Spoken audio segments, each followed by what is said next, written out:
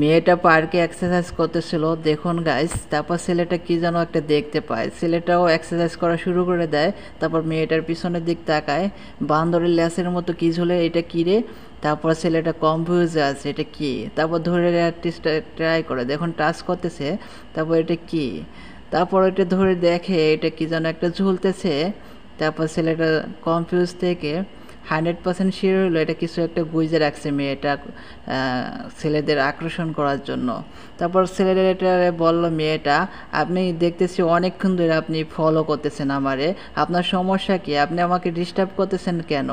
তারপর ছেলেটা বলল, দেখো তোমার পিছনে বান্দরের লেসের মতো একটা কি যেন ঝুলতেছে, আপনি ফাইজলামি করবেন না, আমি এক্সারসাইজ করার জন্য আসছি।